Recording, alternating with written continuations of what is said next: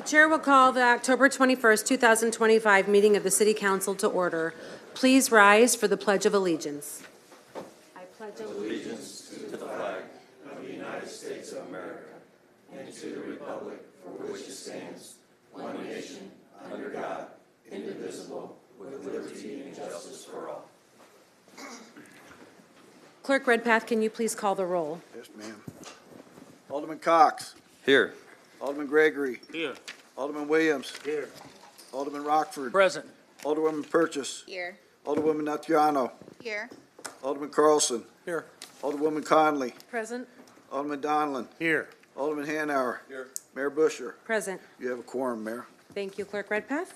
The civility pledge. In the interest of civility, I pledge to promote civility by listening, being respectful of others, acknowledging that we are all striving to support and improve our community, and understanding that we each may have different ideas for achieving that objective.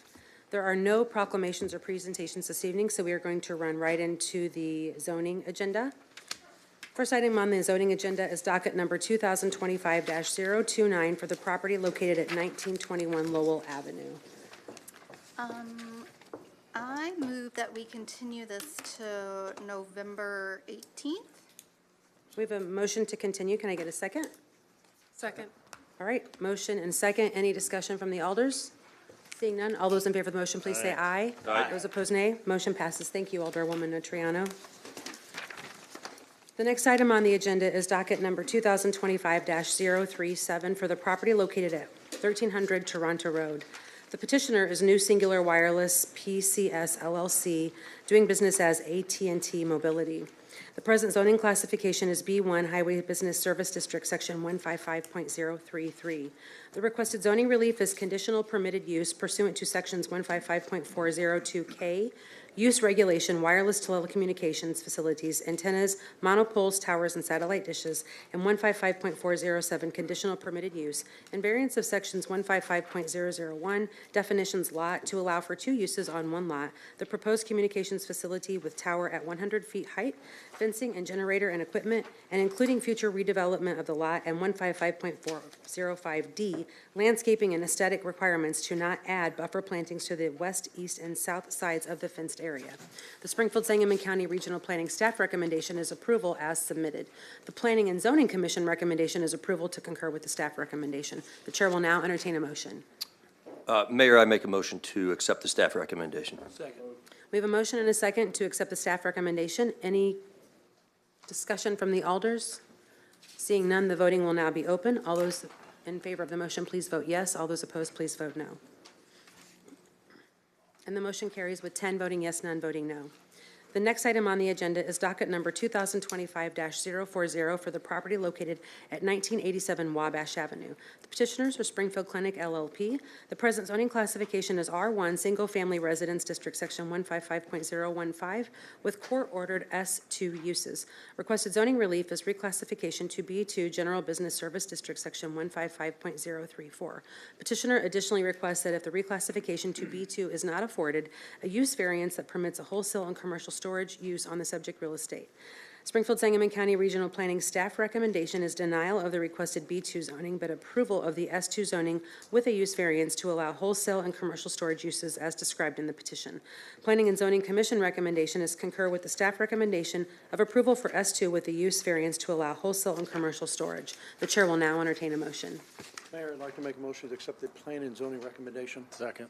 We have a motion and a second to accept the planning and zoning recommendation. Any discussion from the alders? Seeing none, the voting will now be open. All those in favor of the motion, please vote yes. All those opposed, please vote no. I'm a yes. There we go. And the motion passes with 10 voting yes, none voting no. This will now conclude the zoning portion of the meeting.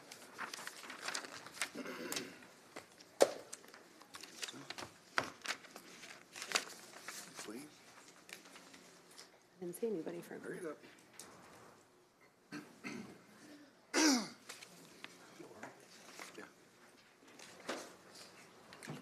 The chair will now recognize Treasurer Redpath Fager for the presentation of the financial report. Thank you, Madam Mayor. The Treasurer's report for the corporate fund for the month of September. The beginning balance is $62,519,738. We took in total receipts of $23,182,119. Total disbursements, $21,191,018, which left the corporate fund ending balance in the month of September at $59,510,839.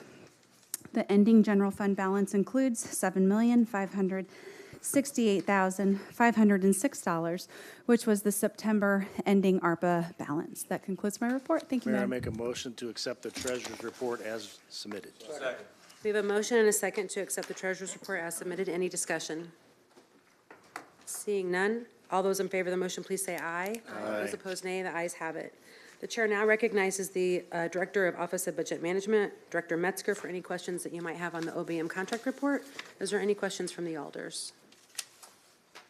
Okay, seeing none, we will move forward. The chair will entertain a motion to dispense with the reading of the minutes of the October 14th, 2025 regular city council meeting and approve the minutes. So moved, Mayor. Second. We have a motion and a second to approve the minutes. Any discussion? Seeing none, all those in favor of the motion, please say aye. Aye. Those opposed, nay. The ayes have it. The chair will entertain a motion to incorporate the pre-council first reading of ordinances into the record of this council meeting. Second. We have a motion and a second. Any discussion on that? Seeing none, all those in favor of the motion, please say aye. Aye. Those opposed, nay. The ayes have it. The chair will now entertain a motion to suspend the rules and place on first reading agenda item numbers 2025-457, 2025-458, and 2025-459. Second. So we have a motion and a second. I'll read these in real quick if you don't mind. 2025-457, an ordinance authorizing the approval of an agreement between the City of Springfield and the Springfield Firefighters Local 37 of International Association of Firefighters from March 1st, 2025 through February 28th, 2029.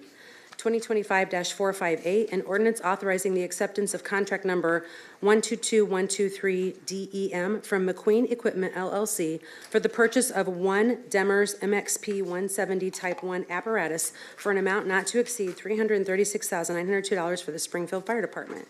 2025-459, an ordinance approving salary increases in excess of 5% during a 12-month period for the Springfield Fire Department command staff. So we had a motion and a second. Any discussion on the first reading of those ordinances? And then once the clerk has stamped them, you will get copies of them. Seeing none, all those in favor of the motion, please say aye. Aye. Those opposed, nay. The ayes have it. The next item on the agenda is the consent agenda. The chair will entertain a motion to incorporate a pre-council reading of the consent agenda into the record of this council meeting. So moved, Mayor. Second. We have a motion and a second. Any discussion? Seeing none, all those in favor of the motion, please say aye. Aye. Those opposed, nay. The ayes have it. The chair will entertain a motion to place the consent agenda on final passage. So moved, Mayor. We have a motion and a second. Any discussion on that?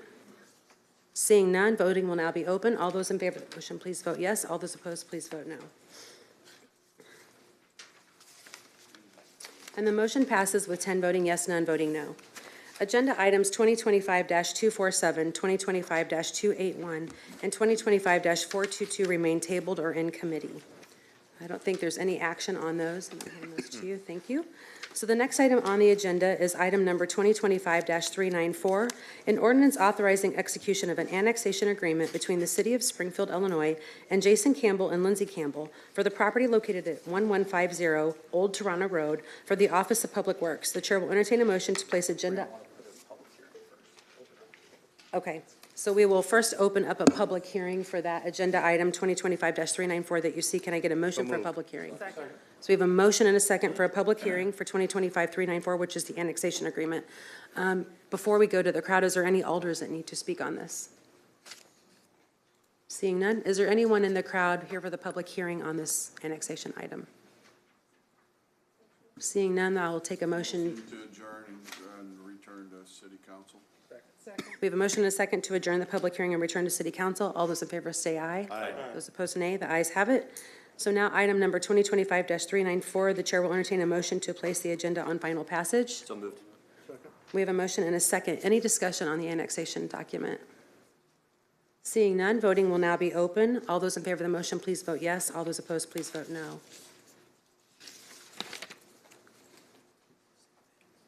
I'm a yes. Okay, thank you, Alderman Williams. And the motion passes with 10 voting yes, none voting no. The next item on the agenda would be 2025-396, which happens to be an ordinance authorizing execution of an annexation agreement between the City of Springfield, Illinois, and Sherry S. Lynch and Robert D. Lynch for the property located at 5953 Iron Bridge Road for the Office of Public Works.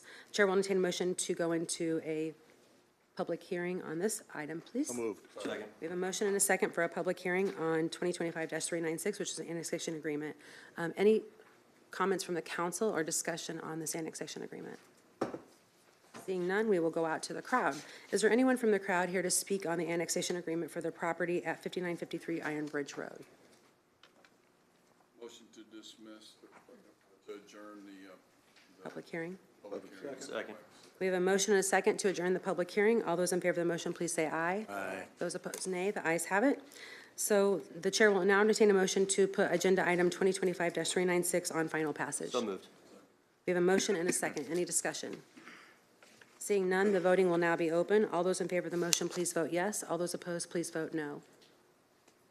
And the motion passes with 10 voting yes, none voting no. The next item on the agenda is 2025-408, an ordinance authorizing acceptance of a proposal under RFPCS 19-29 and execution of an agreement with Marilyn Ann Young for the purchase of city-owned property consisting of 5 parcels in the amount of $2,500 for the Office of Budget and Management. The chair will entertain a motion to place agenda item number 2025. Mayor, make a motion 408. to amend 2025-408. Thank you, Alderman Carlson. Second. So we have a motion and a second for an amendment for 2025-408. And in front of you is the amendment, and it is amending the purchase of the parcels from 5 parcels to 2 parcels, and the amount will then go down to $1,000. Is there any discussion from the alders on the motion of the amendment itself? Okay, seeing none, so we have a motion and a second. All those in favor of the amendment, please say aye. Aye. Those opposed, nay. The ayes have it. So now the chair will accept a motion to accept the amended 2025-408 for a final passage. We have a motion and a second. Any discussion on this ordinance from the alders? Seeing none, and did we have anybody signed up to speak on any of it? Okay. Seeing none, the voting will now be open. All those in favor of the motion, please vote yes. All those opposed, please vote no. And the motion passes with 10 voting yes, none voting no. Do the alders have any unfinished business to bring before the city council this evening? Alderman Gregory. Thank you, Mayor. Yes, Corporation Council, we had a brief discussion on this TIF, our new TIF program, our community program, and the eligible things. We have gotten some calls, me and Alderman Williams have gotten some calls about denial letters and things with that, which is concerning. And I know we talked about interior, exterior, and then following the last program where it was 10 and 25%, and my understanding you got that correct. And I'm asking because I just want to be on the same page of what we're trying to bring to our community. Created this program for to really reduce the barriers within those programs. There's supposed to be no match interior, exterior. We definitely want to prioritize those are first in need, but I don't think anybody should be denied anything because it's their tax money. It's that area's tax money. So can you speak to me on that? So I got your message yesterday regarding the denials, and I have not seen the copies of those, so I will go into them and look at them, and I'm happy to work with you as far as the interior and exterior. As we discussed, the examples that were given in the ordinance were all exterior programs, and it looked like it was drawn from our exterior rehab program. We did include a catch-all, all eligible TIFs, which I interpreted to mean the engineering and attorney's fees and kind of those additional items that can come with a TIF project. I understand that was not your intention when putting forward as the sponsor. So again, I'm happy to talk with you and OPED about that once we get the denials and continue working on that. All right. Just want to be totally clear. Our goal is to improve our community and remove as many barriers as we can that we've seen in the past to hang people up on the progress on their houses or businesses. This is an unfinished one, so that's all on that one. And I'm probably gonna have a laundry list of things to talk about for a second here. My older sister, Miss Amy, asked about this recompete grant. She's been passionate about it. I know a little conversation was going on Tuesday. Where are we at with that, and what are we going to see from that? Sure.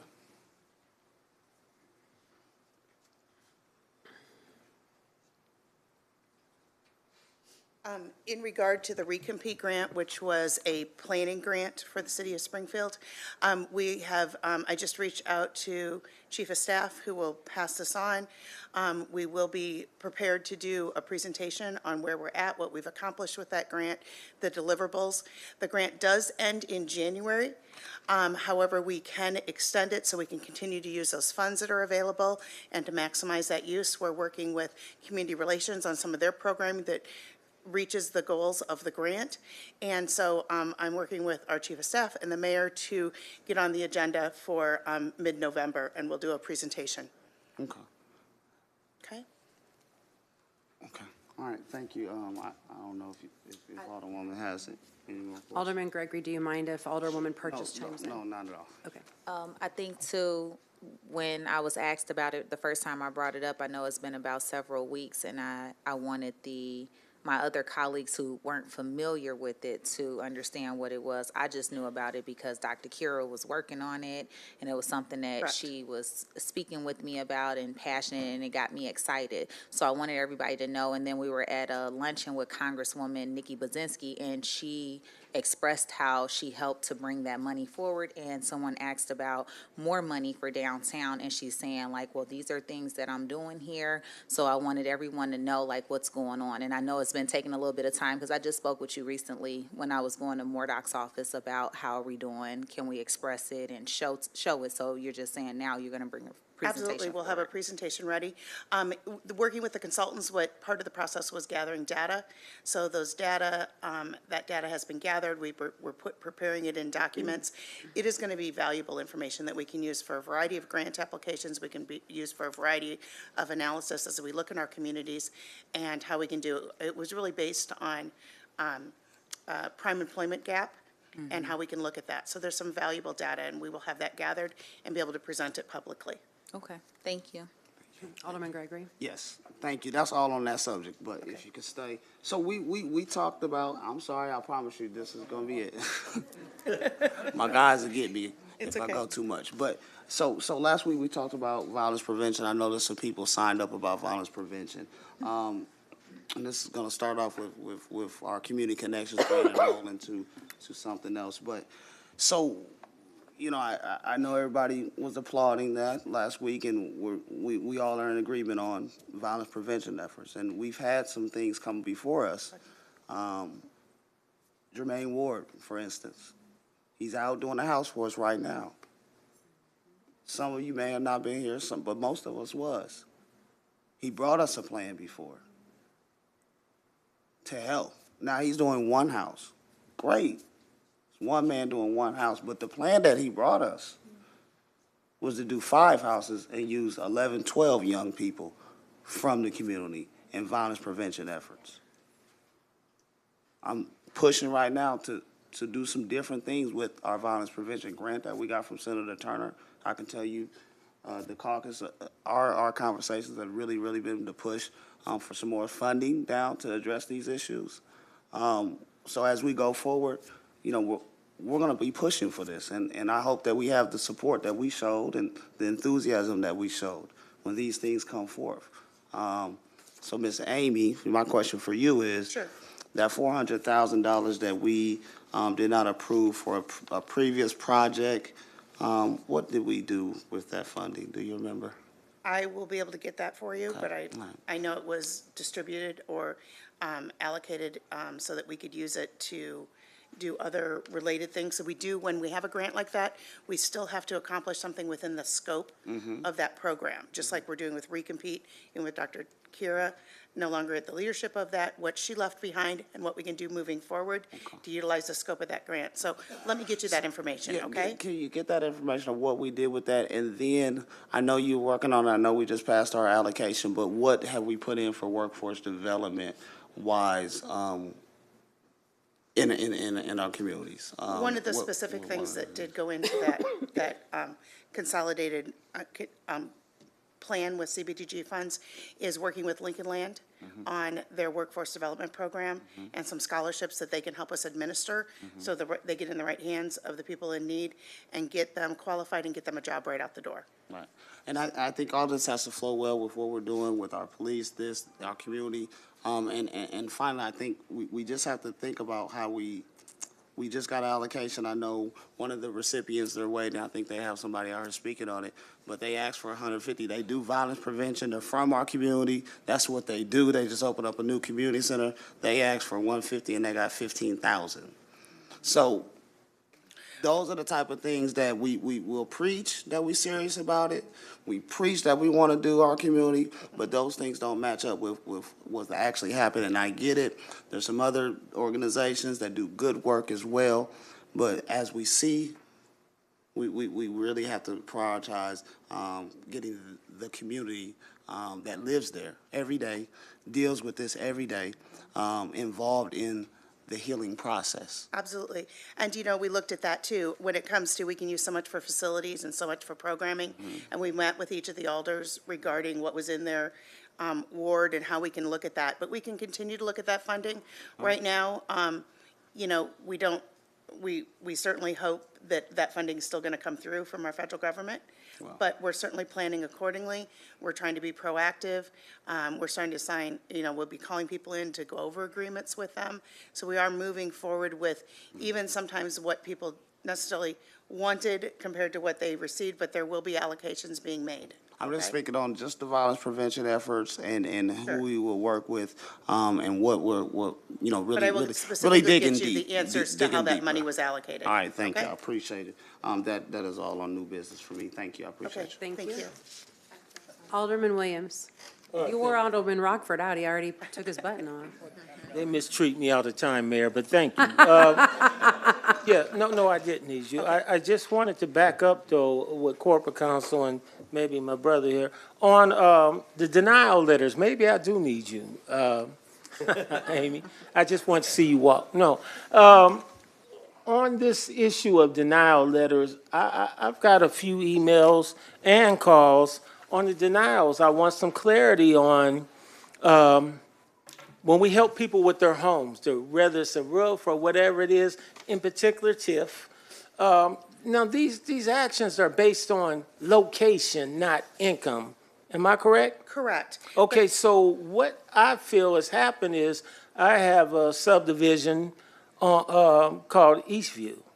It's bordered by Eastdale and Livingston, and it's my newer part, one of my newest subdivisions. I'll say it like that. Homes are beautiful, neighborhood's beautiful, but they got denial letters. Now, some of them may be better off than a lot of other parts of my ward, but I think I just want to make sure ain't no confusion. We're not using income because they are within the maps of what this Of money the is. area of the TIF, absolutely.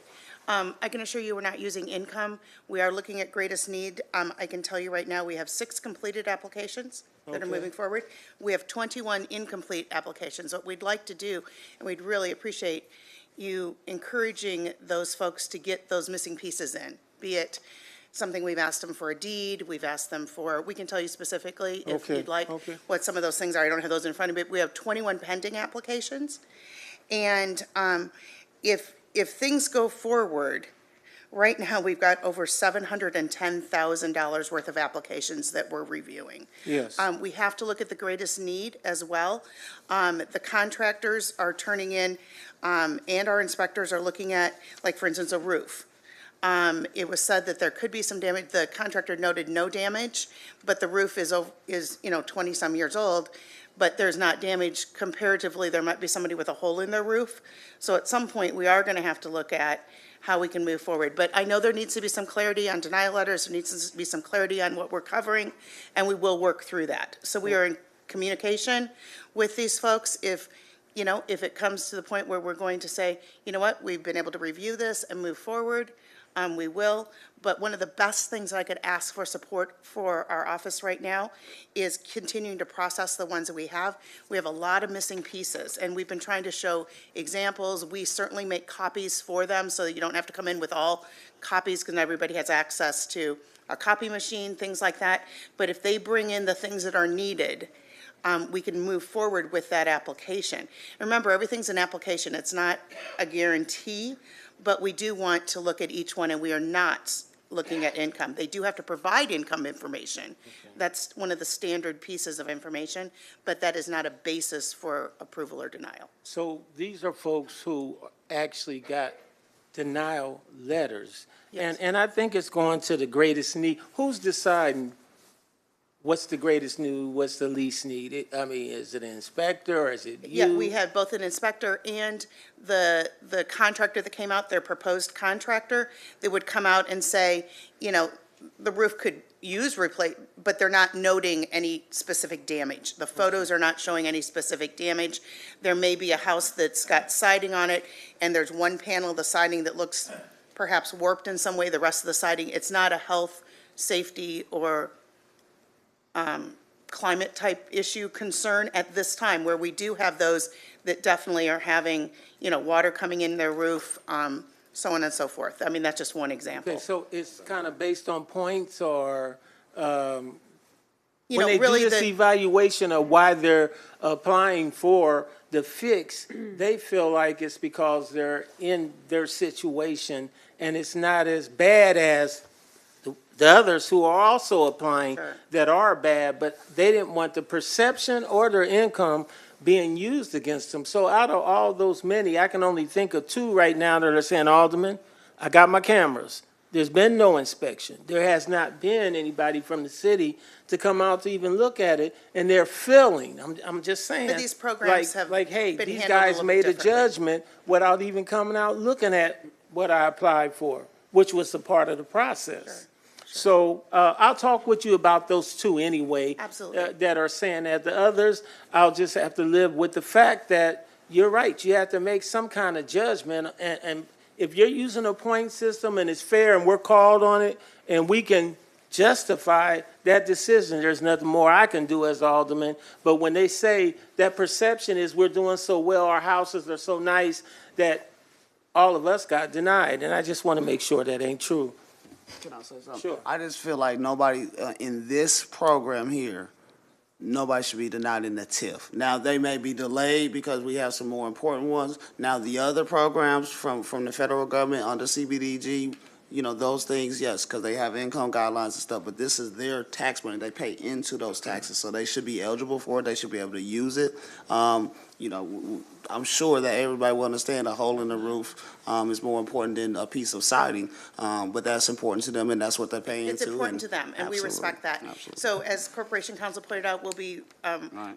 revisiting some of the things that you pointed out, Alderman Gregory, regarding what was the intent, and we'll continue to go forward. But communication is key, and we Absolutely. are remaining in communication with these folks, so. thank And I hear very you much for your clearly. input. I will be emphasizing that they must get into you the documents that you are requiring. I appreciate that very much, because then we can, you know, then somebody won't say, well, we're waiting forever to hear back or to, you know, move through the process. And if there's anything at all, we have a woman that can't find the deed to her home. So, you know, we've been able to point her to the direction of where she could go for that deed, things like that. So we are trying to offer as much assistance as we can. We put together a packet that kind of shows each piece that's needed. So we actually took that out in the community when we were at the community room meeting with people. So when, you know, if you use a word like deed or for a business, what your business license looks like, we showed them an example of it, because some of it can be, it's very daunting to get all those documents together. And then, of course, when they do come in the office, we work with them, and we'll certainly make those copies so they don't need to. Okay? Thank you. Thank you. Thank you. Alderwoman Purchase? Director Amy? Yes. Before you leave. to piggyback off of what both of Alderman Williams and Alderman Gregory, me and Alderman Gregory was at a Rotary meeting that you had presented at, and you did an awesome job. And we learned a lot of new information by being there to listen to you. And then I had a few friends and neighbors that was at the historic West Side Yes. Neighborhood Association meeting that you went to. As was Alderwoman Conley. Yes, so seeing that you're giving out good information, like at just those two meetings that I'm aware of, we wanted to request to bring a meeting together with the community so you can come and present too for that. And we can help you to gather people so that you will be able to give some of that same information out, because that's answering a lot of the questions that you're answering right now here. So we can gather some people from the community and have you come and present if you're open to that. Certainly, absolutely. We're available. We're trying to do more and more outreach. As we know, we've got programs that we always need to look at and review. After they're implemented, we can always learn from what's going on. We can learn from the next round of cannabis, all of those things. But at the same time, we also, I was making sure that wasn't mine. It wasn't my ringtone. It's time for me to go. But that being said, we can always learn from that. We have another one scheduled. We'll be at Harvard Park on the 29th. We are doing, I think, more and more outreach. We're very pleased to do that. And But we don't want you having to run all over, so we want to work together Sure. and bring everybody together in one location Okay. for you, and we can work And we on want to those do, dates. if appropriate, we want to do another of these neighborhood TIF kind of open houses like what we did. That did help people look at the paperwork and get the paperwork in their hands. And then we can further elaborate on things that we're all discussing and moving forward.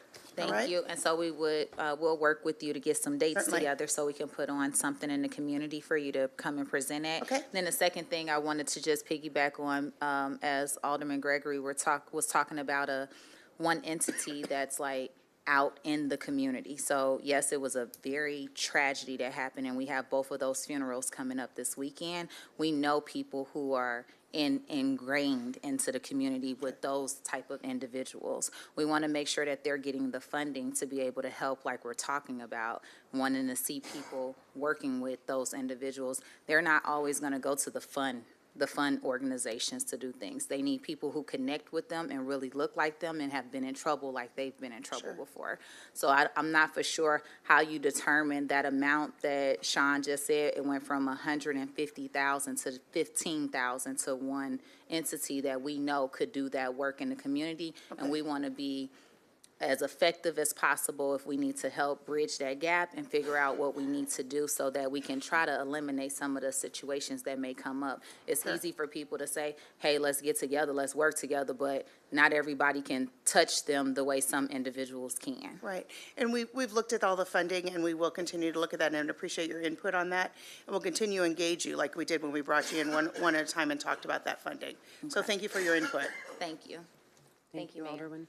Alderman Williams, are you okay?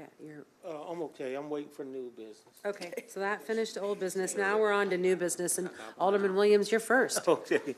I just want to let my colleagues, my colleagues are very much aware that way back, let's just say, the mayor's first day, we had a ordinance for landlord registration that I had put in, and it got tabled. And then there was no movement. I couldn't get it out of committee, and some of you guys wasn't here, but I know.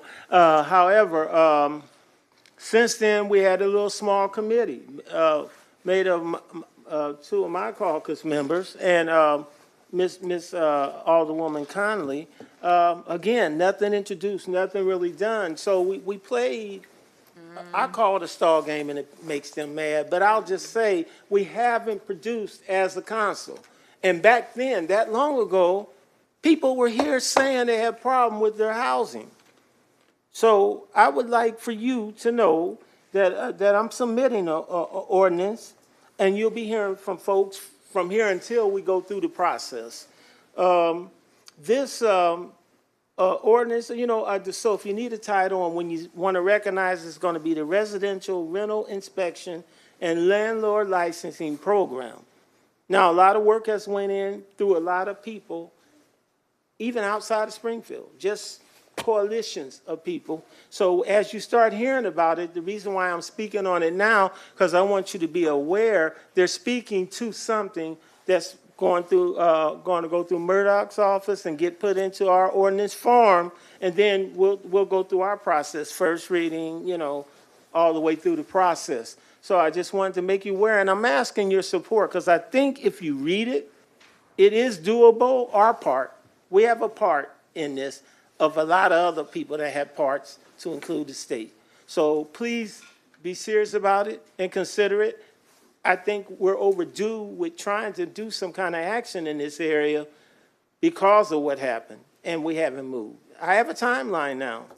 From when I introduced it, it got put in committee, we had this little committee shuffle thing going, nothing got produced. Let's try to join the community and support them as they present and as the ordinance moves through to do our part, because there's many moving parts. Thank you. Anything else, Alderman Williams? That's it, Mayor. Thank you. Alderman Carlson. Thank you, Mayor. I had a constituent reach out and just wanted to remind everybody that tonight will be the final honor flight landing at Capitol Airport at 9:30. So should you find yourselves free at 9:30, join the honor flight at 9:30. So thank you, Mayor. Yep. Alderwoman Purchase. Thank you, Mayor.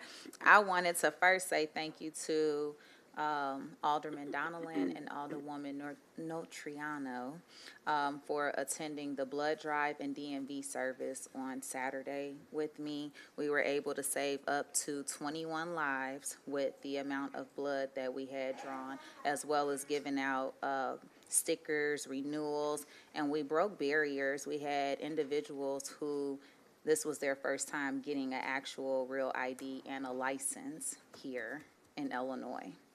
And we built trust with the community for them to feel like they could come to us and mobilize those services. So I just want to thank the community for coming out and doing that, and I want to thank my colleagues for showing up because it did matter to me. Thank you all. Thank you, Alderwoman. And I think that's it for any new business. So, Clerk Redpath, you're up. Persons to speak to the council, Mark Turner.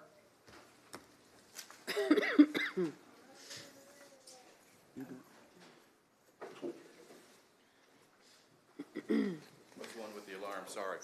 All good. I take care of my son. He broke his neck a while back, about 10 years ago, well, 15 now. I used to work at Memorial for 26 years with traumas, infectious disease. My first degree was in law enforcement, and honestly, that was when affirmative action was kicked in, and they ran out of minorities to hire. I was hired. They ran out of minorities. They sent me a letter. 25 years later, they wanted to hire me. I could work for a year, get full pension. I'd already gone back to school and got another degree. That's my background. I work traumas, flight transport, kind of why I live out by the airport. What I'm here about, though, is sometimes the political process, and it's necessary. I'm really frustrated around here. Some of the things, my hat's off to you, what you go through all the time. One of my good friends for a long time was the city clerk, Norma Graves. Jean Graves, her husband, both of them were going to adopt me. That's how old I am. It was a long time ago. Kenny Graves was my best friend. Leslie Graves was the judge that I used to play and try to save her from her older brothers. So I ended up playing and entertaining for her fundraisers. Done a variety of things here in Springfield. I live throughout the Southwest. That's my background. Right now I sit on Buckhorn Drive, north of town, and I've been there since 1985. My house looks like a log cabin, kind of sticks out. Hopefully it's not a sore thumb. It's right in the middle of a subdivision with a bunch of vinyl siding, so it does stick out. So I put a front porch for a reason, so people could get to know me as well as I get to know them. They build too many houses with just front stoops where people go in and all they see is the boob tube. That's all they see. That's all they know. You want to know why you're divided? There's a big reason. On your phone or on that. I'll stop with the other grandstanding, but the bottom line is that I pretty much keep to myself and take care of my son, and he depends on his animals. He's quadriplegic. I've cared for so many people that are paralyzed permanently, whether ventilator dependent or not. Picked up a lot of people in the helicopter on those situations. My son has a very limited existence these days. As much as I would like to get him out, he's very self-conscious here. And you'll see as I'm verbose here, I'm not as much self-conscious. There's some things could be simply fixed by standing up for what's right, and there's too many people that are concerned about the political viewpoints, or how they're looked at, or if they're going to lose their job, or somebody's going to be offended. Just discussing things shouldn't be that. You shouldn't do that. I'm simply here just to get so that the city doesn't keep saying, well, it's in the county, and the county doesn't keep saying it's in the city. And we've already had one child die, being pulled by a red wagon years ago by her stepfather, who was making a trip to the Shell station that's on Hackmore and Route 29. It's right across from the airport. And he was going there, I'm sure, to get a six-pack. That's what I think it was. But the bottom line is this: no lights on Hackmore. Hasn't been since I've been out there. And I've heard, since I've been out there, that they were going to put sidewalks. I don't understand why they're not there. You've lost one life. I've taken care of traumas in my own trauma bay at Memorial, where they came in and my neighbors flipped a Jeep going down Hackmore full speed. There's no lighting. There's none. It's dark at night. And people are forced to walk up to the Shell station, and it gets dark around, what, 4:30 sometimes even, as dusk, and that's the most difficult time. Now, I'm self-conscious of it because my son, when he does get out, he's gone to the Shell station to go up and get a Coke with his younger brother, who's 26. He's currently back in college. And he would push him in his wheelchair up there. Scared me to death, which my neighbor even called me and said, you know, it's kind of dangerous there. I said, I'm very well of it, but Matthew doesn't get out much. So here I am as a father going, damn. Silly enough, I think it's fraud. We took money here in Springfield to build two corner, one there, one there. Here's the Shell station. I'm facing west. A handicap access to go down the road, the ramps. You know, you've seen them all been to make it handicap access. They go off into ditches. Now, that was federal funding that paid for employment. I get it. But I asked them how much it was. It was $15,000 to $20,000 each side. And they go off into ditches. They're useless. They just sit there. Now, it would be great if it went across where you just go to another sidewalk where you're safe and you're not motorizing in a wheelchair or walking or jogging or kids being drawn up there to go get candy at the Shell station. Sir, your time is up, but Alderman Rockford has asked to speak, if you would mind. Do you mind staying there? That one, and also I want to see speed bumps on Buckhorn Drive. I just lost a cat, and my whole point was coming here was that people speed up and down Buckhorn all the time. You let the alderman speak. Thank you. That's it. Hey, Director Fuchs, would you get the vicinity where these sidewalks? Sure. Okay. So to me, that's an issue. Just go over to the Yeah. director Will and do. he'll talk to you. Thank you for coming. Thank you. Thank you, Alderman Rockford. Hewitt Douglas.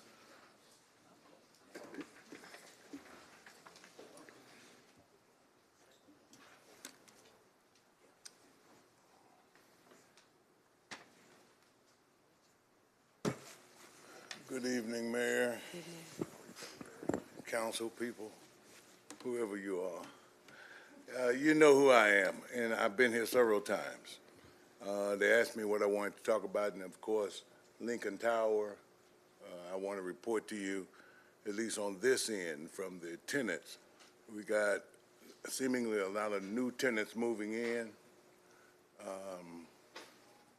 They're a lot younger than me, but I'm an old guy. So, you know, they got pets that, you know, I don't like pets because they bark at me. The littlest little thing the other day barked at me, standing in his owner's arms, safe, but he growled where it was fearsome. And I think that's the biggest thing. We got a lot of new folks coming in, and it's concern to a lot of residents that's there, but that's not your issue. It's management issue. They got a new elevator. They haven't put a floor in it yet. You laughed at that, but we do have a new elevator. I want everybody in the city to know Lincoln Tower has a new elevator. Still got two old ones though, remember that. and I still could walk up 16 flights. It's very important that I also speak on an issue that came to me from a lot of renters around the city about land, property owners and landlords. The Faith Coalition for the Common Good, which is an organization I truly believe in, tells me, and I did and know, that a lot of the city ordinances that we pass here affect those on certain parts of town different than others. It is very important for us to act like we see the other side of the fence, right? You're arguing now, or not arguing, but discussing about what the east side, and we all know what that means. The west side got all the pretty sidewalks, everything's perfect. Young man was up here talking about by the airport. I've always thought that was the city. And y'all tells me that that's an argument about whether it's the city or the, who votes up there.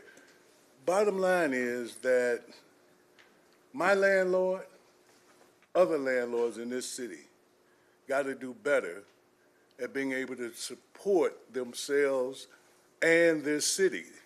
Downtown, we have very little chance of any housing downtown unless somebody with a lot of money comes in and buys a lot. The mall is now closing, and they bought the new mall across the street, the open air mall, for a ridiculous amount of money. But the thing is, everything's going west. Nothing's going east. You got your sports complex. Should have been on the east side. But you put it out there. Brother brought it first. That's all right. I got my time to speak, and that's what I'm doing. Police in this town need to learn how to get along. I'm just telling you, Mayor, realistically, your police chief refusing, is this thing moving? It was. I'm pretty big and leaning, I guess. Your police chief, as I read, refuses to meet with a group because of one woman.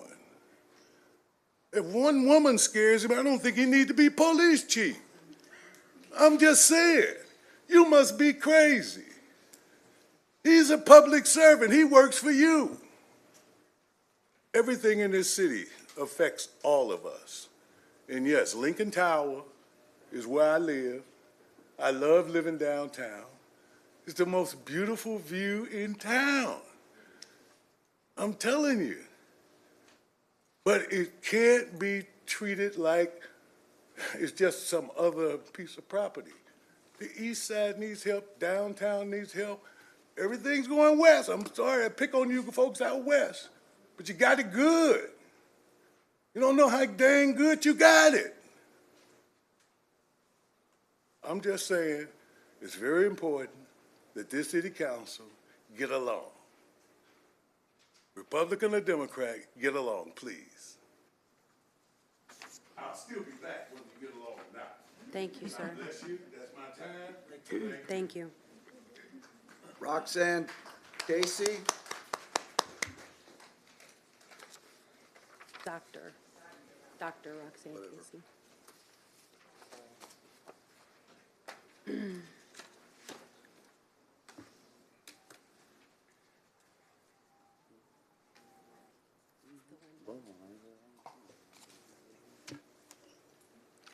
Good evening. Good evening, Mayor Good evening. Wishart, Good evening. aldermen, women, city officials, community members. Thank you for this opportunity to share my experience. I am Dr. Roxanne Casey, member of Faith Coalition, and I reside in Ward 1. When I think about Springfield, At first, I thought it was like a transit city when I first came in 1995 because of school, higher education, government, and people just coming to just gather themselves. It was when I heard our mayor, current mayor, doing her mayoral,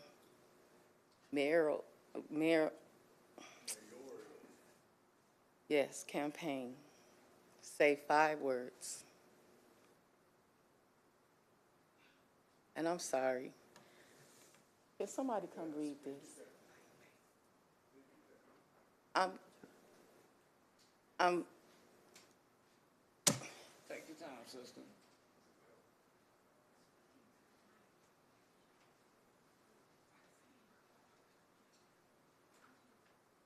you to read this, because, May I read this on behalf of Dr. Roxanne Casey? please. Is that okay with you, ma'am? Yes, please. All right. When I used to think of Springfield, I thought that this was a transit city where people came to get trained via higher education, government, and making a transition to gather themselves. It was when I heard our current mayor during her mayoral campaign say 5 words that sticks with me today. She saw how money was leaving our city, the first responders were not gathering their fair share, and how members in our community were being treated like second-class citizens. Her words were life-changing for me when she said, "I have to save my city." I'm here to plead with the City Council to save our city. Landlords are essential in our community. All landlords are not neglectful regarding their properties, but we have experience in our city where businessmen and businesswomen have come into Springfield purchasing property and neglecting to upkeep and manage their properties, leaving their tenants in a very difficult situation. The rising cost of rentals is making it very difficult for tenants to manage monthly obligations. As citizens and residents, we need affordable housing, landlord accountability, so people who purchase property is here to be reached in a timely manner. I think that's what you said. Let's save our city. We can do better together. Thank you both. Thank you both. Leisha Deal.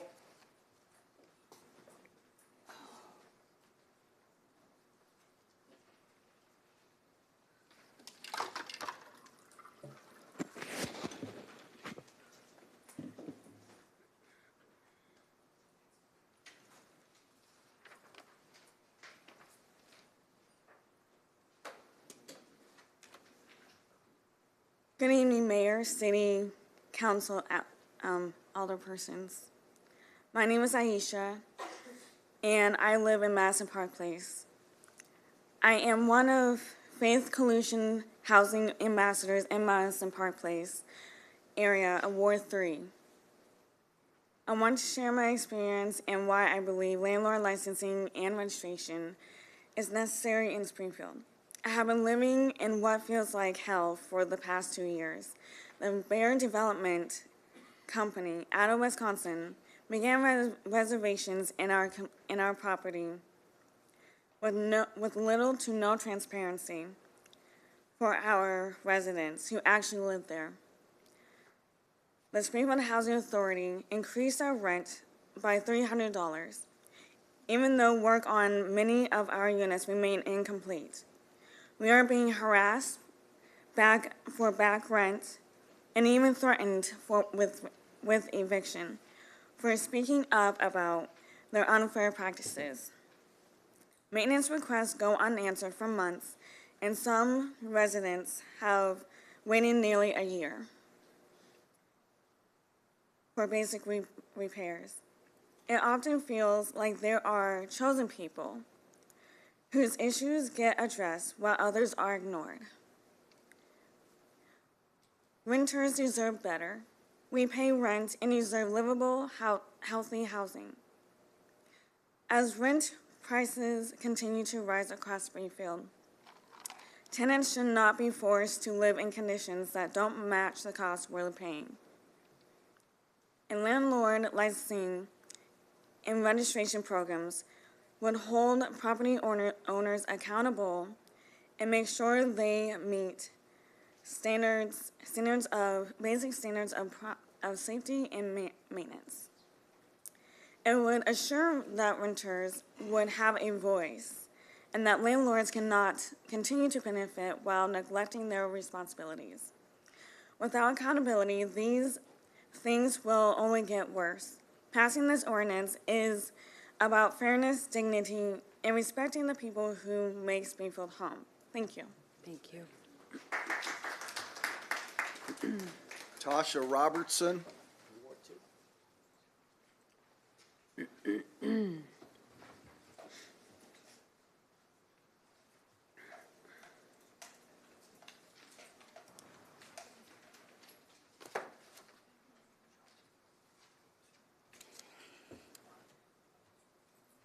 Good evening, Mayor, City Council members. My name is Tosha Robertson. I live here in Springfield, Illinois. I am here tonight, concerned resident and member of this community who deeply cares about the safety, dignity, and stability of our neighborhoods. We need constant standards for property owners in our city. I had a family who lived in Old Town apartments. And like so many others, they enjoyed convenience of that area.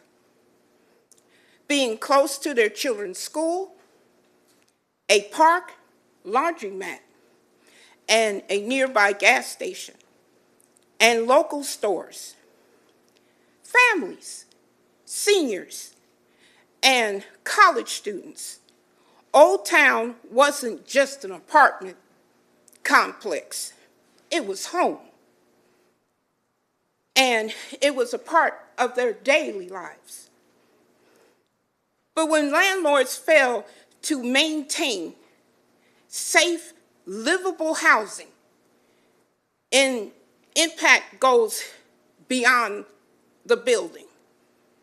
In recent displacement, over 150 residents from Old Town represented families not only have nowhere stable to go, elderly residents was forced to move after years in the same place. Students who may now be disconnected from their schools and communities.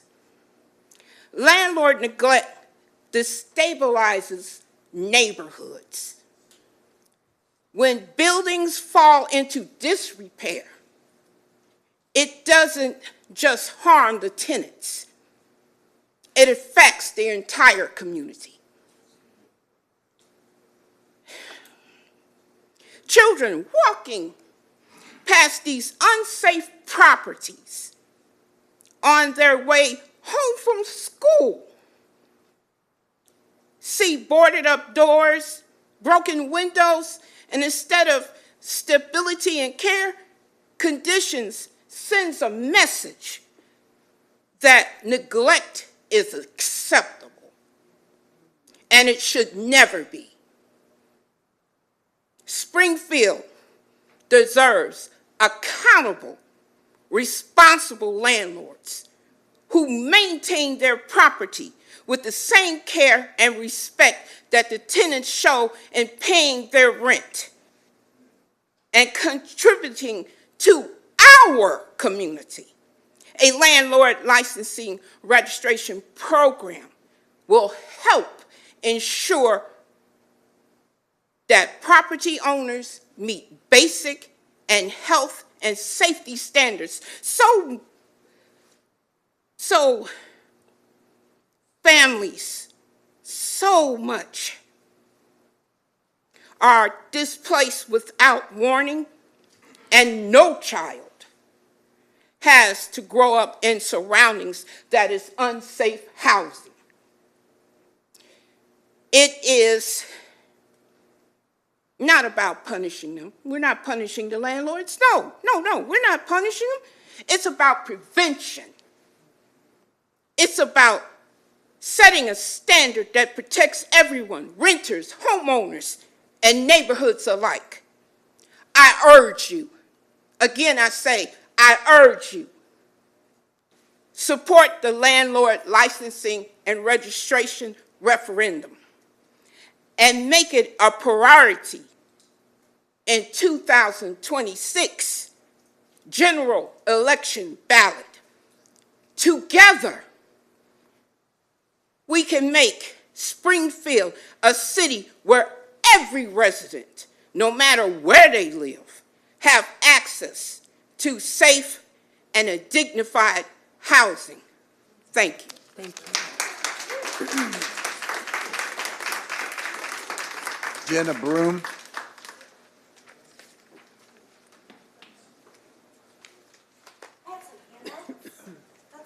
We can have, Joanna will come up. Sure. Just hand us. Yeah.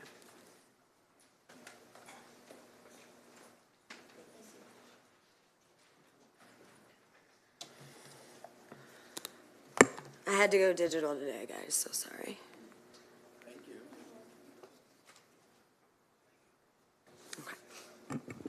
Hi, my name is Jenna Broom, and on behalf of the Faith Coalition for the Common Good, I would first like to invite everyone to our landlord license and registration conversation and mobilization this Thursday, October 23rd at 6 p.m. right across the street at First Pres.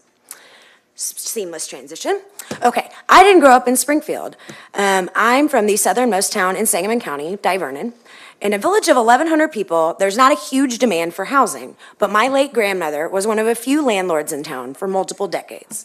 By the time I became an adult, the once large Bristol Estates was little more than a couple properties on a mobile home court and a few houses scattered throughout town. Still, my grandma would always go on her daily rounds, checking on her properties and her renters. Everybody knew Mary, and the only frustrating thing I ever heard about her was that one might get stuck behind her big diesel Chevy truck while she did her rounds, driving about 19 miles an hour and pausing at every single intersection. Folks would regularly come by her house to drop off rent checks, and my grandma always had a time for a chat, sometimes with an ice cold Dr. Pepper and RC, which were her favorites. So I guess I never really heard horror stories about landlords until I started renting in Chicago as a college student. And while I wouldn't live in my non-air-conditioned, probably lead paint-filled undergrad apartment now, I am easily able to access a list of renter resources on the City of Chicago's website, should I have those issues. I was also a renter here in Springfield for a few years, and other than a persnickety dryer and a sketchy balcony, my experiences were pretty unremarkable.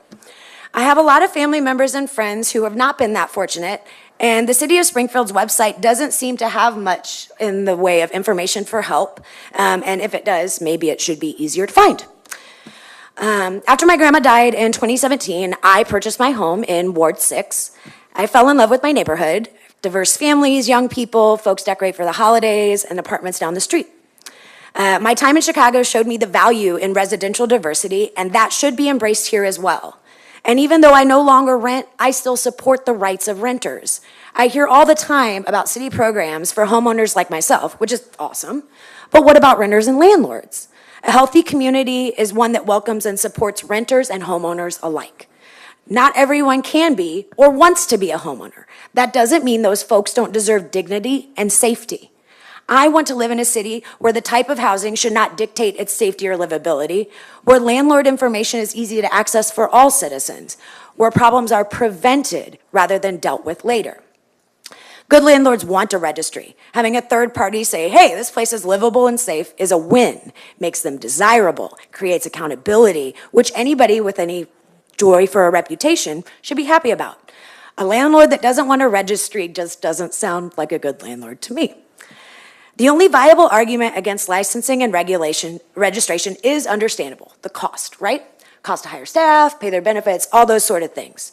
Funding should always be evaluated, right? We should always look into new programs. But how much has been spent on the Old Town debacle? or on the apartments out by Sacred Heart Griffin? How much money have we spent on that? If the city had a licensing program in place, the fees that those landlords would have paid could have gone towards landlord repair funds, and dozens of folks would still have housing. I ask this body to vote yes on a binding referendum to place the landlord license and registry on the ballot for the upcoming election. The citizens of Springfield, renters, homeowners, and landlords alike deserve to have a say in this issue. It is your responsibility to let the voters decide. Thank you for your time. Thank you. Ann Logue.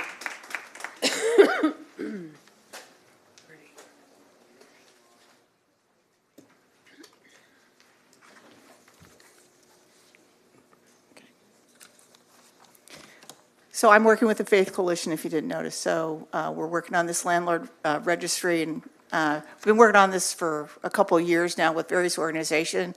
But Faith Coalition is the first one to really step it up. Okay, so just last weekend when I was collecting signatures to put landlord licensing on the ballot, I spoke with a landlord who asked, what if the city keeps raising the fees for landlord registry? I thought it was a very valid point. However, we require other businesses to be licensed and inspected at a consistent price, so why not landlords? And why have they received special treatment? It's a business. It's important to also note that tenants for years have faced continuous rising rent and mobile home fees. Unlike the landlords, they have absolutely no voice. Mobile homes, which in the past used to be one place low-income people could find affordable housing quickly, now cost $1,000 a month for a single-wide mobile home, probably not even new, not to mention escalating lot and additional fees thrown at them on a regular basis. Tenants now are basically being held hostage to various high rents because the only alternative is a year-long wait for public housing or Section 8. If a tenant is fortunate enough to secure an affordable unit in the private sector, speaking up on basic safety and health issues has been avoided at times out of fear. And there are a lot of people that are afraid. I've been canvassing the city for the last couple months, and people are afraid of their landlords. Not all of them. You know, we have a lot of good ones too, but there's this fear of eviction and getting their rent increased. This was taken from the Springfield Real Estate website, March 2025, to entice property owners that kind of look like that. I quote, citywide rental rates have climbed 3.8% year over year, attributed to increased demand from young professionals, government employees, and students. Average rent for one bedroom is $950. It used to be $905 last year. I bring this up because if we can't give them, our tenants, affordable spaces, we should at least try to ensure decent and stable living conditions.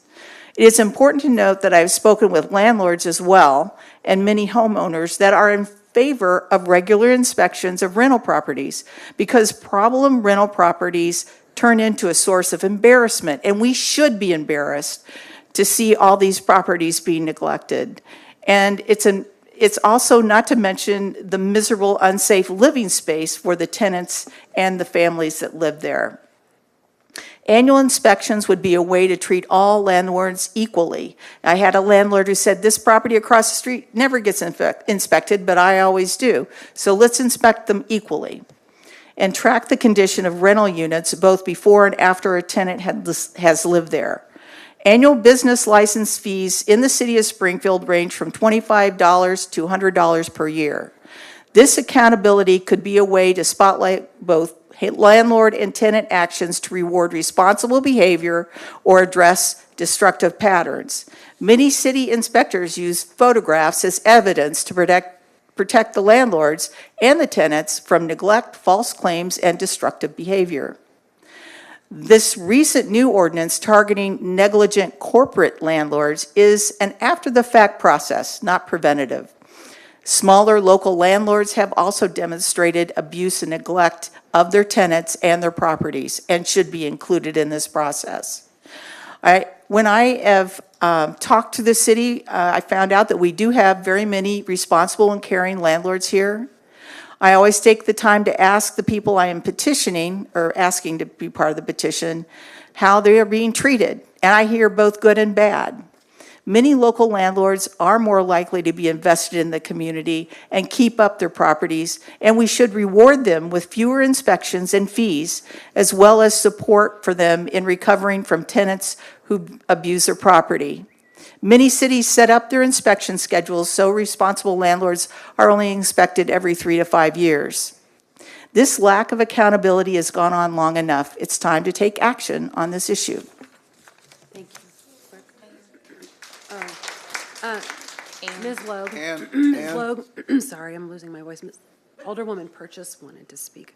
Apologize, I'm losing my voice. On your last page, you said, can you repeat that part about the tenant? So you said it takes accountability with the photos.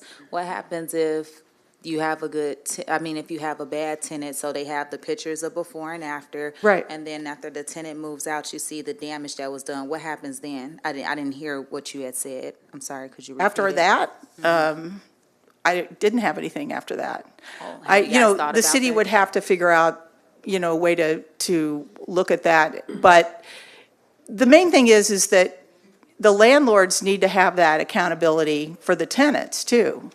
We can't just have it all on the landlords, and those photos would help protect the landlords, and the tenants couldn't claim that the landlords were doing Yeah, that. so like, for example, with the housing authority, if they do something like that, they're held responsible. If they don't fix it, they lose their voucher. So I was just wondering if you guys had something in place that you were coming up with. No, I think that the city has some work to do to iron all this stuff out. It's not going to be a simple process. There's people who are talking about the Airbnbs, somebody who has a room for rent, in their house. So, it's not going to be a simple process, but it's definitely worth it. And I think that, we deserve it. Thank you. Okay? Bob Cruteau.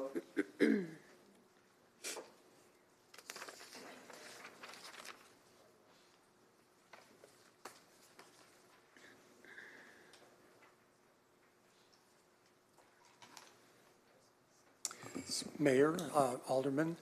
I retired from City Water, Light and Power in 2020 after 36 years of working in the Energy Services Office, where one of my functions was to do what I like to call energy triage. I would get a phone call from a disgruntled customer who said, I've got a $500 electric bill. I don't know what I'm going to do. So I could go out to the house and look and see what the problem were. And invariably, the issue was that a landlord who was not really a landlord, they didn't really know what they were doing, they would get a broken down house, just move somebody into it, have them sign a lease, and then they would be, a month later, these people would get this bill, and they're stuck with the lease and incredibly high utility bills because of the inefficiency of the place. I had to try and work out some very low-cost, simple things that they could do because the landlord wasn't willing to do anything about it. They said, just pay your rent. So to me, it seems that there should be some accountability that when something like this is found, that landlords are required to make repairs and within a certain time frame, or at least let that person break the lease and move out. Typically, you would get a move-in. They would look at the utility bills, and maybe it was vacant before that, and so that didn't look like it cost much to rent that, to heat that place. And then they signed the lease, and now they've got a nightmare. $300-500 a month going forward. So I have been a landlord myself. I know there are bad renters. I've had several of them. It'd be nice to be able to train them going in, but I think having some level of inspection of the units is important in some way. I think a landlord to protect themselves could do inspections, but on the other hand, if a tenant has got issues with this place that is not being attended to by the landlord, there's got to be some way that that can be addressed. So it's a matter of economic survival. I mean, a lot of these people come in and they have very little money to spend at all, and now all of a sudden they've got an enormous utility bill.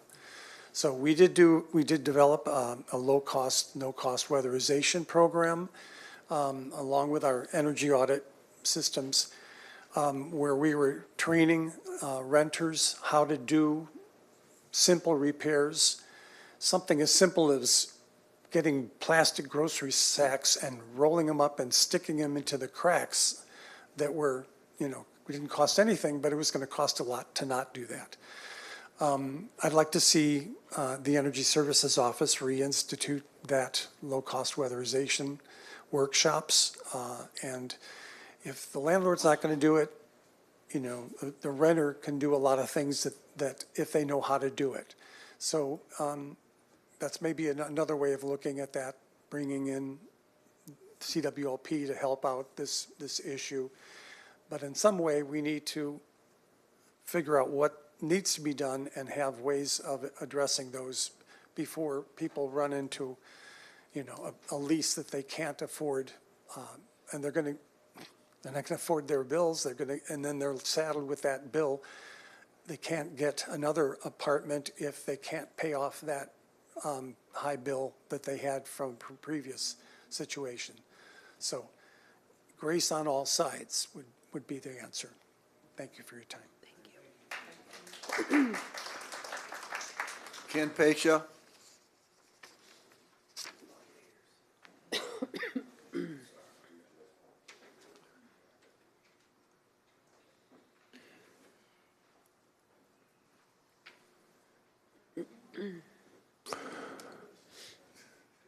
What I tell you? I told you. People would come. They talk about it. The landlord registry is not going away. This community has an expectation of you as a city council to start holding these people culpable.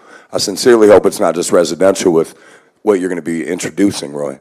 I sincerely hope that includes commercial realtors as well. And I'm sure you're going to get a lot of pushback on that, but I would fight for that. Otherwise, I'll consider it not good enough.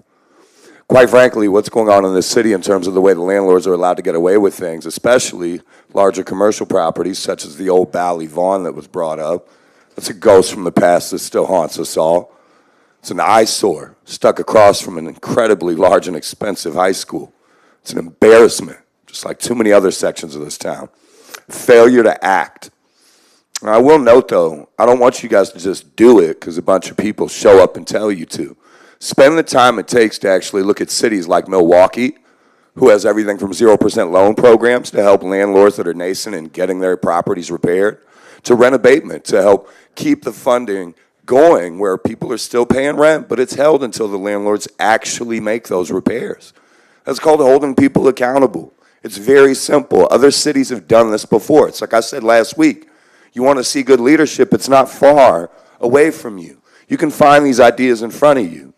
You'll excuse my voice. I was busy yesterday at the rally for Sonia Massey in Peoria. I'll note that tomorrow is one of the last meetings for the Massey Commission on the 22nd over at CAP 1908. I strongly encourage, as I always do, all of you to come out. The only person I saw there last time was Sean. It's not a crack on anybody, but it might behoove you to consider that that commission is actually going to do more than just talk to county. It's talking to the city too, and the school district. There's a lot of work to be done around here. And anyone in denial of that, anyone that thinks that it's going to get done by somebody else, well, maybe you're right. There is an election coming up soon. Maybe you won't be here. Maybe we'll have somebody else to deal with. Maybe if you keep showing your community that you're not going to show up, that you're not going to listen, that you're not going to take the time out of your day to do the job you chose to do, maybe you don't need to be here. It's that simple. Because quite frankly, the very last Massey Commission meeting will be on the 27th. I sincerely hope I see all of you there. Those recommendations really will be coming for the city. I hope you guys think, when you hear me talk, that I'm not just making this stuff up. What did I tell you was going to happen with the landlord registry? They're at the door, guys. Better start listening to that knocking. Because I do pay attention, and I do go a lot of places, and I hear a lot of things. One of the things I've heard most recently was about the Wyndham. Some comments were made at Carlson's recent Community Connections meeting about the costs of demolishing versus keeping it and repairing it. I sincerely hope that you recognize that the low cost of demolishing is not the only cost to the community. You can sign the death warrant for downtown if you tear down the window. If you even start those discussions, I guarantee you will see a dearth of people leaving downtown and fleeing what they will consider a righteous nail in the coffin. If you remove what is not only a landmark, or consider even the costs of it beyond $25 to $30 million to demolish it, it's a lot more than that. This city needs a place like that. What are we going to replace it with? Some cheap-looking Ramada? I mean, come on, guys. There's more to the Wyndham than just the idea of a hotel. There's more to it, and what it means to downtown and what it will mean to downtown by removing it, you might as well just snatch its heart out. It's frustrating because a lot of times I see these shortcuts and these easy ways of getting things done. I sincerely hope when we get to the landlord registry that we don't see the same thing. I hope that the realtors and the landlords in this town don't eviscerate it to please themselves, because I don't really care what they want. Quite frankly, they make enough money off the backs of the rest of us for me to be worried about a little bit less money in their pockets. It's frustrating that when I go to these Massey Commission meetings, that a lot of what they're talking about are the things that you will hear at these council meetings, except they're actually talking about solutions. And that's the thing. A lot of times people come up here and we're asked to provide those solutions. I don't have that kind of money, and I definitely don't have that kind of time. I wish that I did. I really do. I wish that's what I got to do when I leave here, when I get up in the morning, but I don't. I have to take the time out of my day, my free time, my days off, to spend getting acquainted with all the things that council after council has failed to confront, or kick down the road, or move past, or placate long enough to get it off their plate. Please don't do that.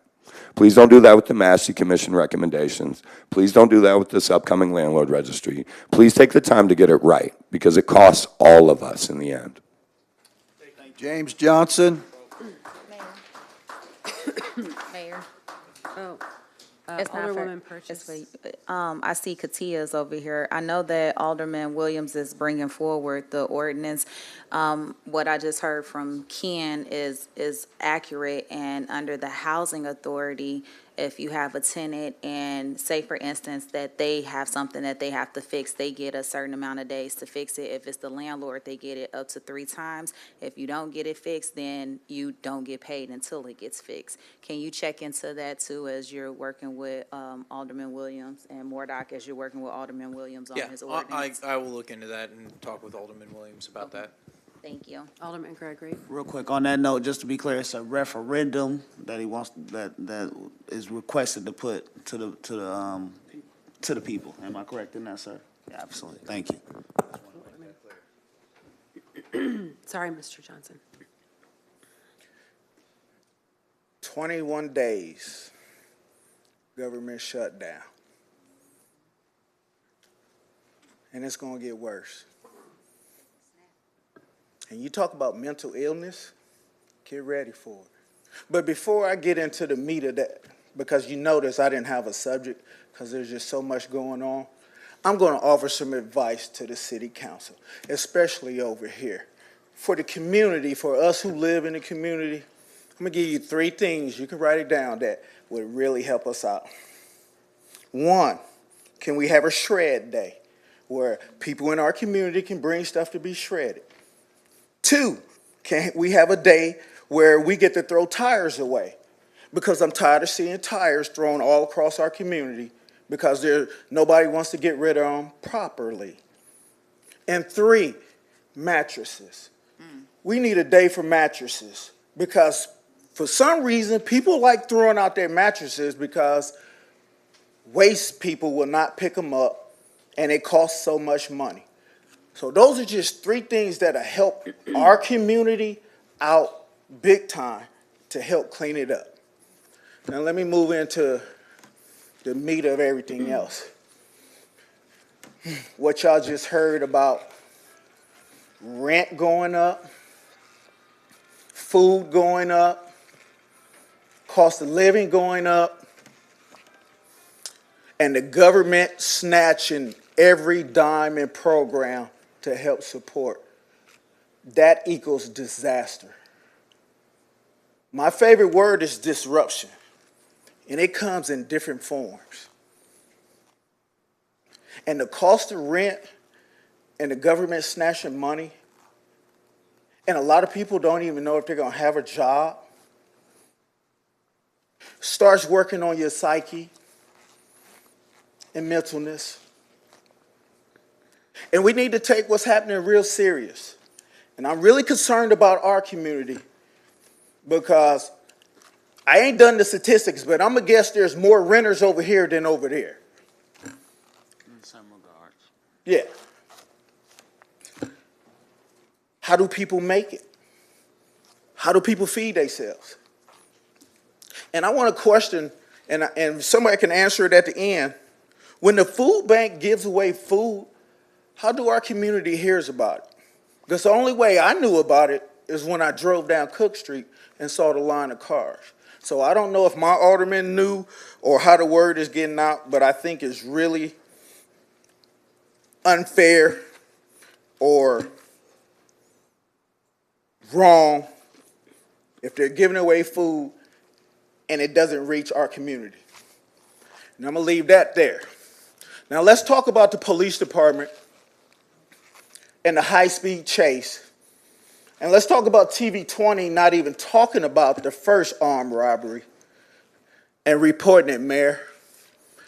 Now, your department and chief and left, your chief and whoever was in charge chose to conduct a high-speed chase when there's 1,000+ people downtown on Saturday for a bank robbery.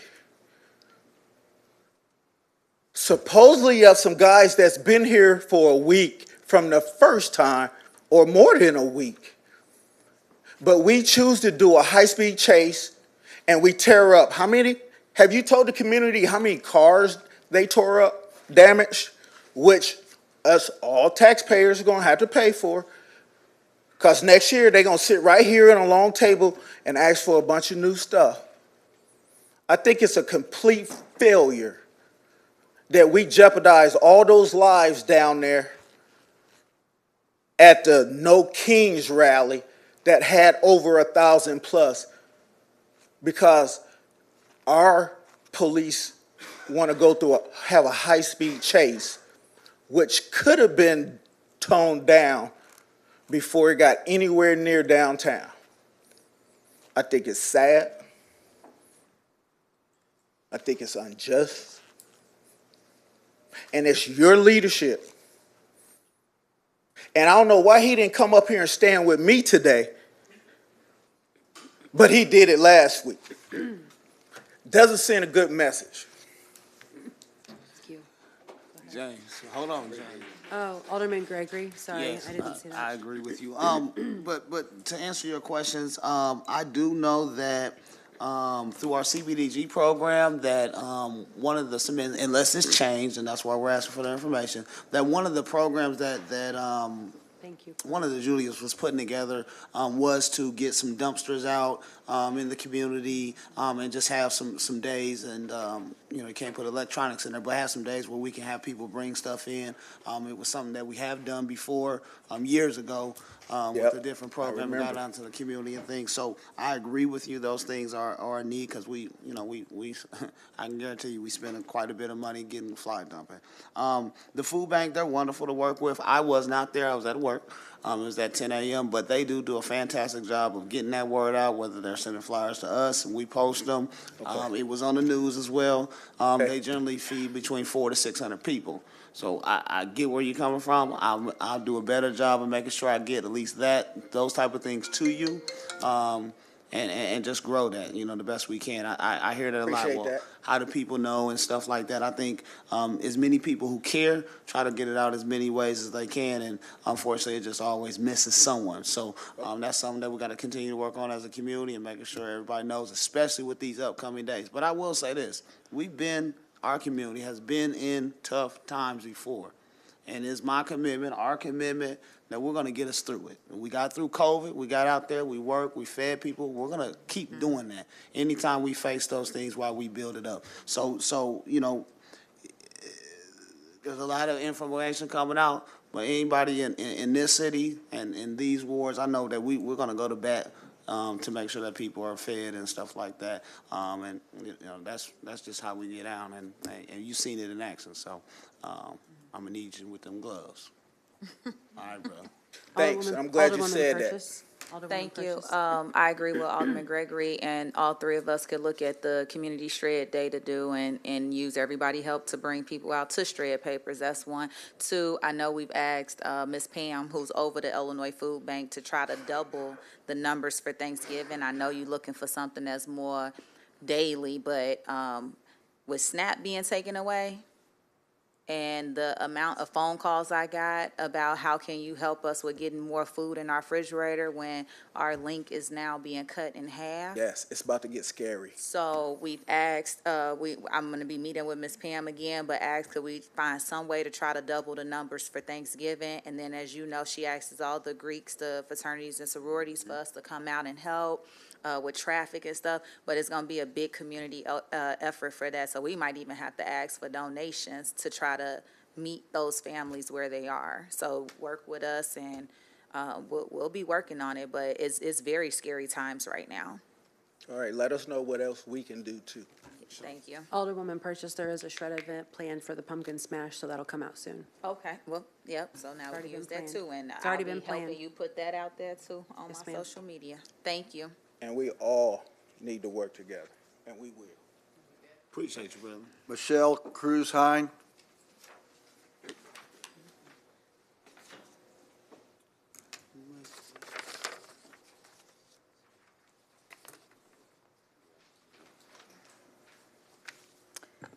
Hi. So, watching the committee meeting last week when Ms. Shaklin came up with the chief was disheartening, to say the least. If the chief would like to show support for community members at the podium, then he should be in plain clothes and off duty. My tax dollars are not being spent so that he can use his influence and clout over people. Second, when we're talking about community problems, I think it's important to outline exactly what those problems come from and where. What we're really talking about is a lack of resources that includes insufficient income, inadequate social protection, poor housing, a lack of nutritious food, clean water, and access to health care.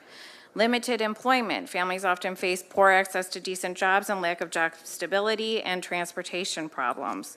Our bus system doesn't even work on Sunday or run on Sunday, and that's huge. Systemic inequality, racism, gender inequality, and environmental shocks play a significant role. Education, under-resourced schools, and lack of sufficient funding to provide quality education for all. Why are we investing so many millions of dollars into the police? Do any of those things that I just listed involve more police, more investing in the police, or have anything to do with police? None of it does. I don't understand. It has not stopped violent crimes. It has not done anything. What has it prevented, really? Why aren't we listening to the recommendations made by the Massey Commission? Why aren't we doing more to have a registry for landlords? Why do tenants have to have background checks, show credit reports, do all of this, but landlords really don't have to do anything? It makes no sense. I just feel so frustrated. I also want to say thank you for passing the proclamation for Indigenous Peoples Day. Hopefully, more people will be able to see it at the Illinois State Museum. Thank you. Thank you. Shane Kinney. Shane Kinney. I think it's Sean.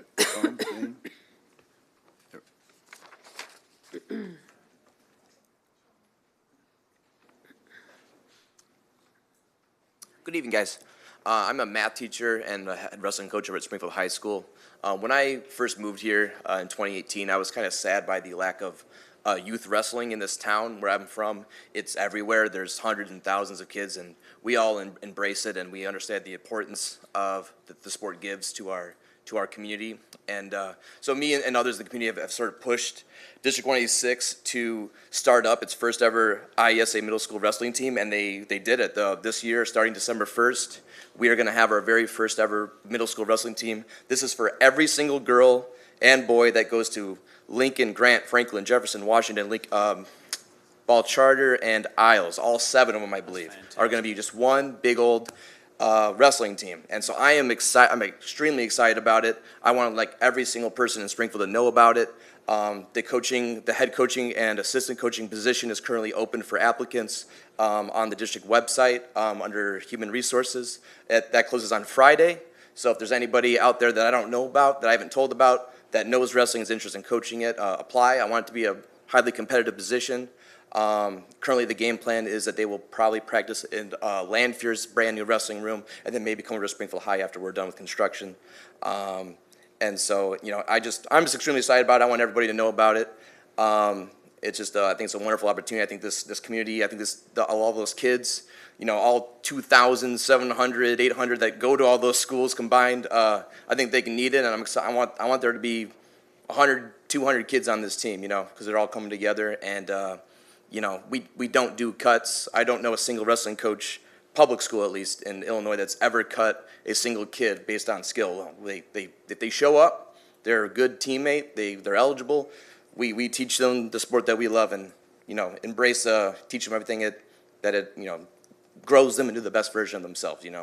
And so I just want everyone to know about it, and reach out to me. Obviously, this is a brand new team, brand new account, starting from nothing. So if there's anybody who knows any fundraising opportunities, I'm sure that we would appreciate it. I'm the high school coach. I'm just trying to advocate for this middle school team and help. And whoever we decide that coaches it, I'll help them in any way, because I didn't have anybody kind of take me out of their wing, and I had to learn all the head coaching things that no one tells you about after the fact. So, all right, thanks, guys. If you'll stay, sir, Alderman Gregory. I just want to commend you and give you a round of applause for even coming up here, letting everyone know about this. I commend the school district. Am I allowed to say my email? Guys, my email? Yes, we do. Kenny, SKENNY at SPS186.org, if anyone wants to reach out to me. No, and I just want to, you, the district, everything, because that's what our young people need, more avenues. Everybody don't play basketball, everybody don't play football or baseball, the three major sports. It's not just a men's sport either. It's a girl. Absolutely. Women's wrestling is the fastest growing sport in the country, and it has been for almost a decade now. Yeah.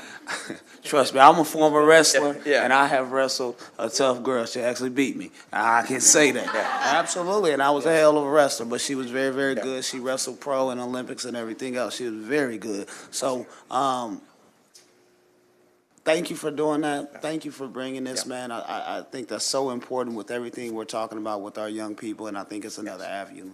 I didn't start wrestling until 9th grade, but definitely would. We didn't have the opportunity before. Absolutely. A lot of them can't afford the club wrestling. It's very expensive club wrestling. Absolutely. So this would be a very more affordable option for all of these kids. Absolutely. Thank you. Appreciate you. No. Roy Walton. Roy Walton. But he can't come tonight. Robert Williams. He ain't here. Robert Williams. Brianna Day.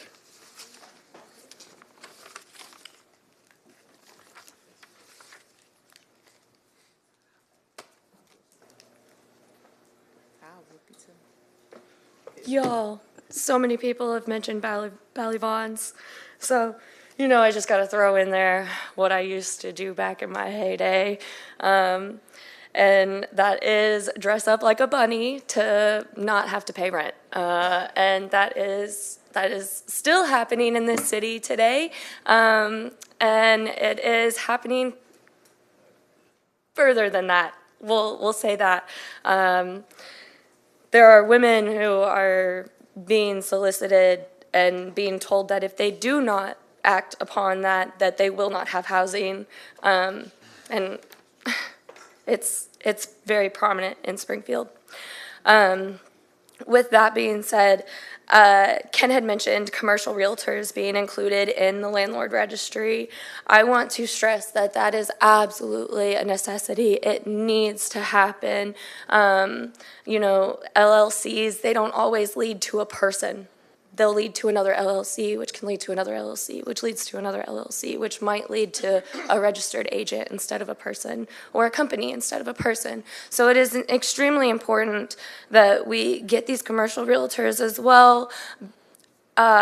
Before I say anything, I just want to remind everybody that I'm homeless and I have nothing to lose. So with that being said, way back in our heyday, I am not old enough. I do not remember our downtown being a flourishing downtown. The downtown that I grew up with was you go down there to visit the Hoagland, so that way you can dance for 40 hours a week and go to school for another 40 hours a week and smile about it. But that was the extent of my downtown experience growing up. When my parents grew up, though, however, I hear that it was flourishing, and the pictures I see are flourishing, and it's not like that anymore. When everything was flourishing, there was not a mall on the west side of town. Everybody who is downtown stated, if you put this mall out on the west side of town, our downtown is going to get ran into the ground. We are not going to be able to survive if you put a mall out there. And what I will say is that Edward DeBartolo Jr. did not care about what our community had to say. And we have a mall out there anyway. We have a downtown that's going downhill. The mall, the last anchor store at the mall has closed. And I do want to state that President Trump may have pardoned Ed DeBartolo Jr., but we as a community should not forgive what he has done to our downtown, and we should not forgive what he has done to our community. The last anchor store that is in the mall has closed, but don't worry, because the Illinois EPA is going out there, so your tax dollars are going to keep them floating. Okay, thanks. Tierra Standage.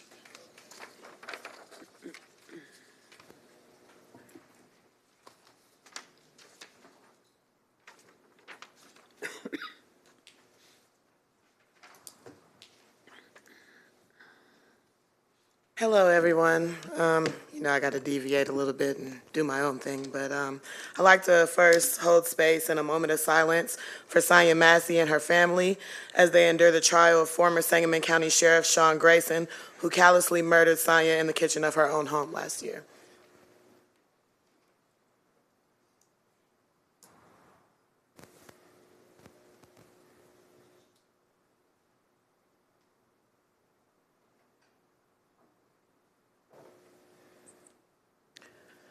Sean Grayson's trial began yesterday in Peoria County.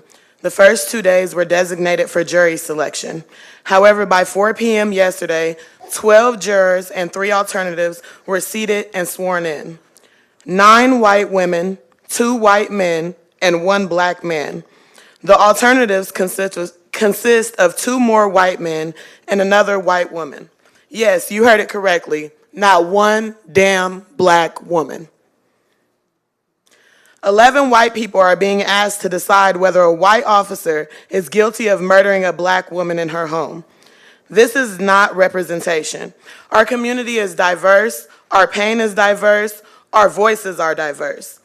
But when an almost all-white jury is chosen to weigh the life and death of a black woman, it sends a painful message that even in death, our voices are still being silenced. This is exactly why people lose faith in the justice system, because too often it fails to look like and represent the people it's meant to protect and serve. Representation matters. This should have never happened. No family should have to walk into a courtroom and see a jury that looks nothing like the community where the crime happened. No one should have to beg for a fair cross-section of peers. Representation isn't a request, it's a requirement for justice. Until our courts, juries, and systems reflect the people they serve, black and brown communities will continue to carry the heaviest burdens of injustice. This is also why voting matters. And not just every 4 years, but every day, we have the chance to use our voice. Because when we don't register to vote, we just don't lose our voice in the ballot box, we lose our seat in the courtroom. If you're not registered to vote, you can't be called for jury duty. And when we lose those jury seats, we aren't in the rooms where justice is being decided. That's how we end up with what we're seeing right now, a nationally recognized high-profile case where not one person on the jury looks like the victim. So I'm calling on every black person, every young person, and every neighbor who says they care to register to vote today. In Illinois, it's real simple. You can register online at ova.elections.il.gov. You can register in person, by mail, or even on election day at your polling place. Voting isn't just about politicians, it's about power. It's about being counted, being called, and being present when our community needs us the most. Please show up November 3rd for the Purple Coalition's community listening session at 6:30 at the Old State Capitol. We want everyone in our community, from residents to organizations, to show up and use your voices. Let's come together for the betterment of our community. Also, instead of our police doing simulation riots with our union workers posing as starving community members, let's spend that money on helping feed the families that are most impacted by this government shutdown and the loss of EBT SNAP benefits. Thank you. Bree Roberts.